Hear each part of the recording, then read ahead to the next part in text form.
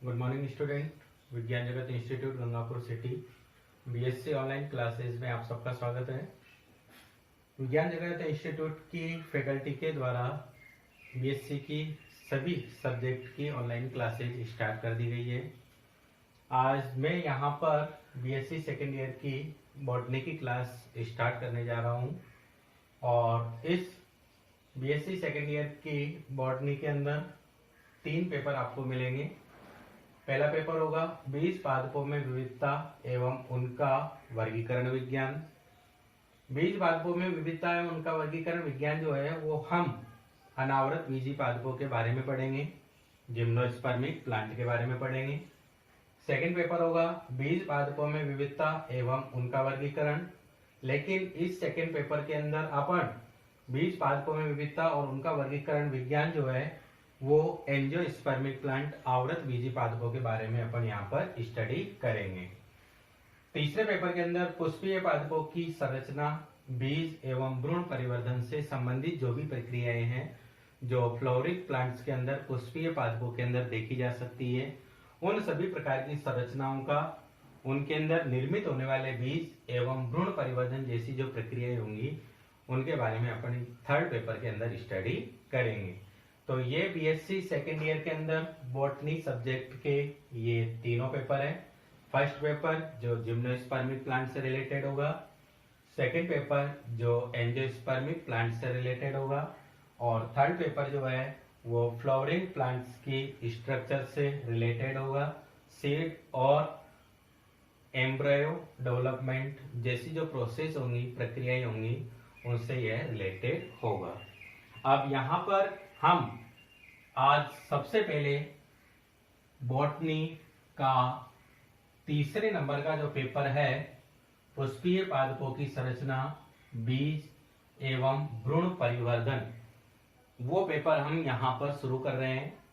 BSc second year की botany का जो तीसरे नंबर का पेपर है उसको यहाँ पर सबसे पहले प्रारंभ किया जा रहा है और उस पेपर थर्ड के अंदर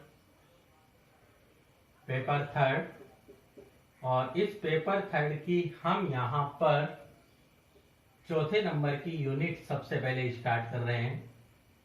यूनिट फोर्थ जो है उसको हम यहाँ पर स्टार्ट कर रहे हैं। इस यूनिट के अंदर हमको सबसे पहले पुष्पीय पादपों की, पुष्प की जो संरचना है उनका अध्ययन अपन को यहाँ पर करना पड़ेगा। तो यूनिट 4 के अंदर सबसे पहला टॉपिक हम यहाँ पर ले रहे हैं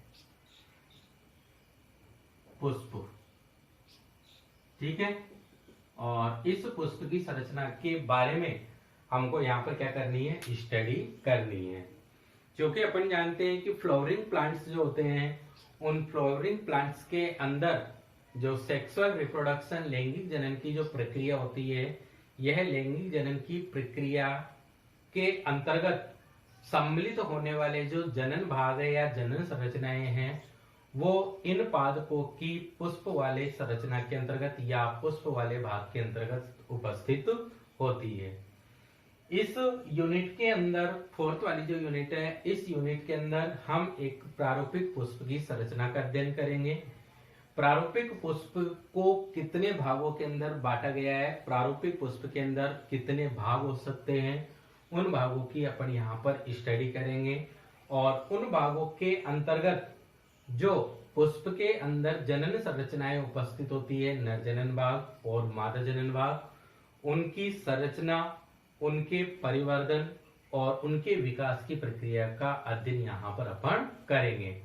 किस प्रकार से पुष्प के अंदर कौन कौन सी संरचनाएं या कौन कौन से भाग हैं जो जनन संरचना के रूप में विकसित होते हैं, उन जनन संरचनाओं का विकास पुष्प के अंदर किस प्रकार से होता है और उन जनन संरचनाओं के द्वारा किस प्रकार से इन पादपों के अंदर लैंगिक जनन की प्रक्रिया को देखा जा सकता है।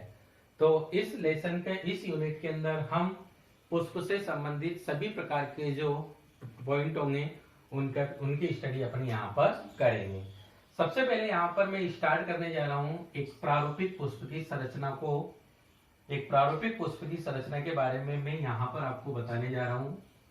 तो यदि अगर अपन एक प्रारूपिक पुष्प की संरचना को देखते हैं तो कोई भी प्रारूपिक पुष्प जो है वह तने अथवा शाखा से लगा हुआ रहता है।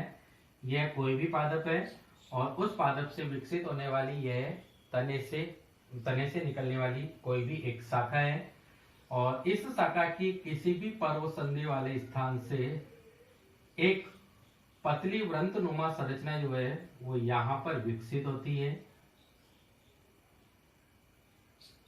और इस पतली वृंतनुमा संरचना को पुष्प वृंत कहा जाता है। कैडिकल जिसे अपन बोलते हैं, पुष्प वृंत इसे बोला जाता है। इस पुष्प वृंत का ऊपरी सिरा,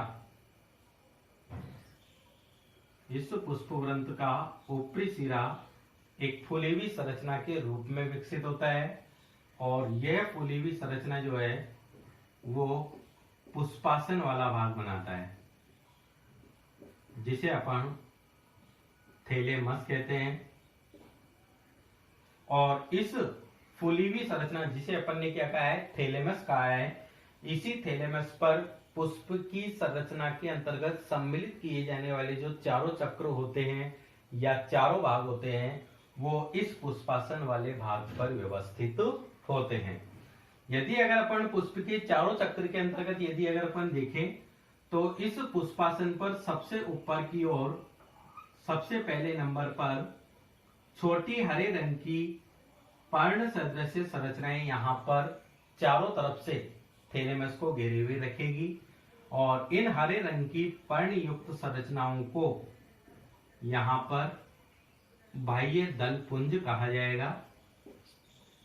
बाह्य दल पुंज, कैलिक्स जिसे अपन कह सकते हैं।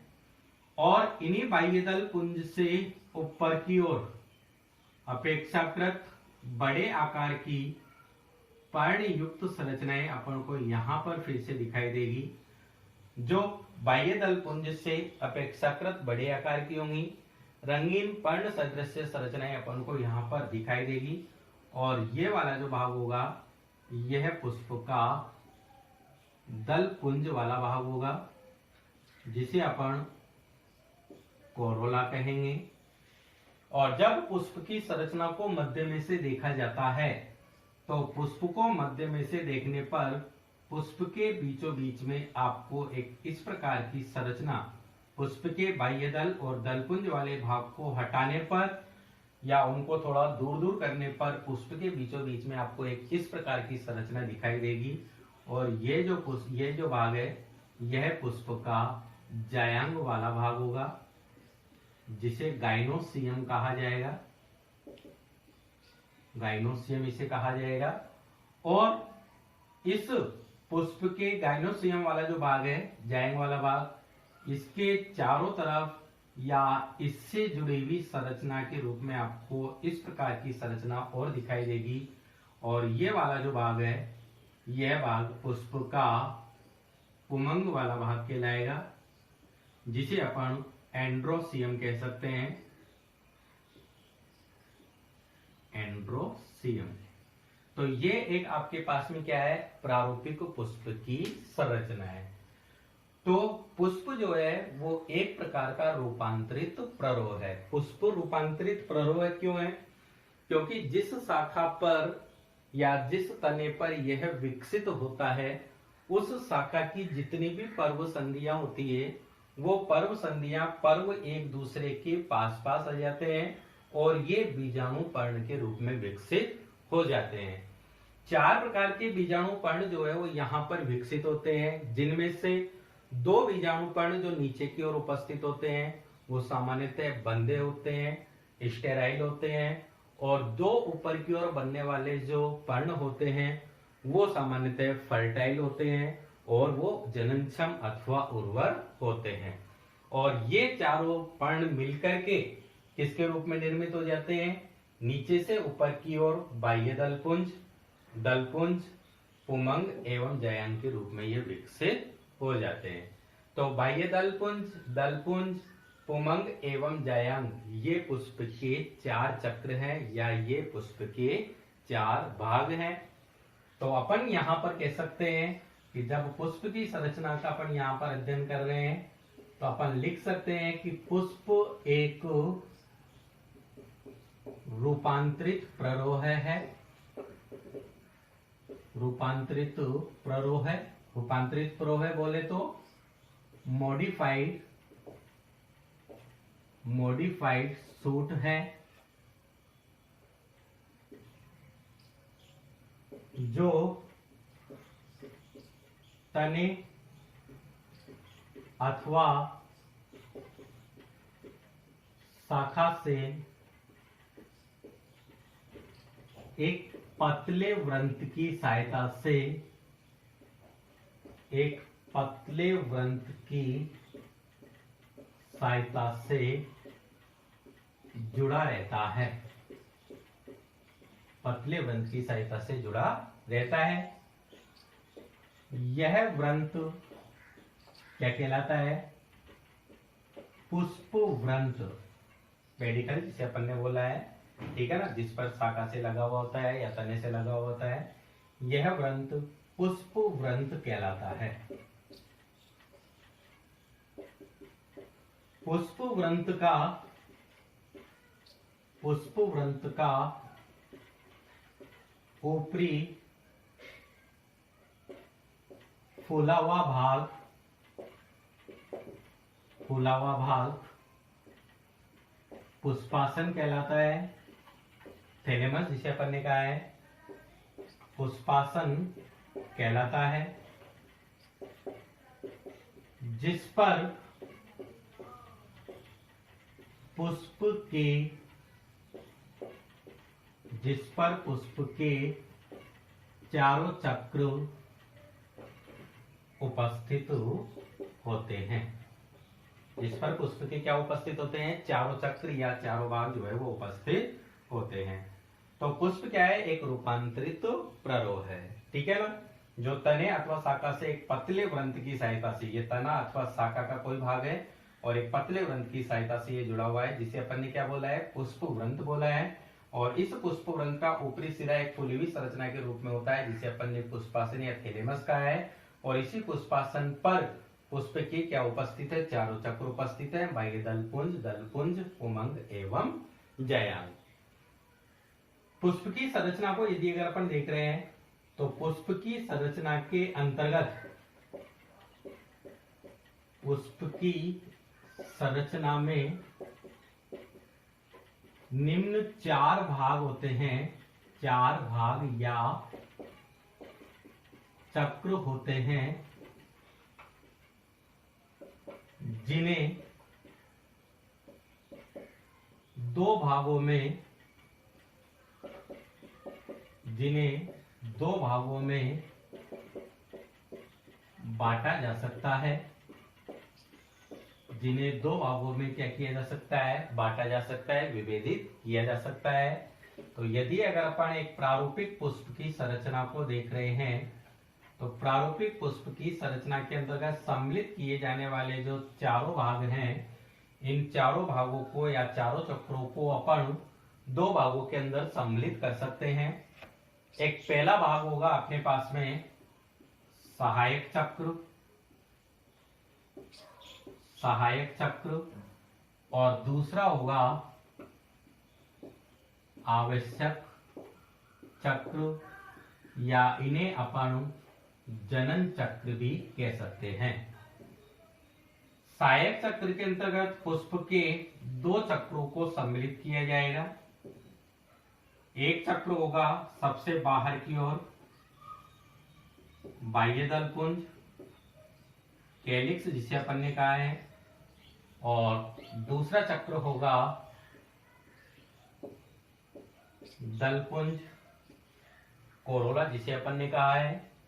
और आवश्यक चक्र के अंतर्गत भी पुष्प के शेष 2 भागों को सम्मिलित किया जाएगा, जिसके अंतर्गत पहला वाला जो भाग होगा वो होगा उमंग एंड्रोसियम जिसे अपन ने कहा है, और दूसरा वाला जो भाग होगा वो होगा जयांग गाइनोसियम जिसे अपन ने कहा है। तो किसी भी प्रारूपिक पुष्प की संरचना के अंतर्गत निम्न 2 चक्र उपस्थित हो सकते हैं, एक सहायक चक्र, दूसरा आवश्यक चक्र या जनन चक्र। सहायक चक्र के अंतर्गत अपन पुष्प के दो भागों को सम्मिलित कर सकते हैं, एक बाह्य दलपुंज और दूसरा दलपुंज। और आवश्यक चक्र के अंतर्गत पुष्प के शेष जो भाग हैं पुमंग और जयंग, उनको यहाँ पर क्या किया जा सकता है, सम्मिलित किया जा सकता है। तो ये एक प्रारूपिक पुष्प की आपके पास में संरचना है और पुष्प से संबंधित ये आपके पास में कुछ जानकारियां हैं।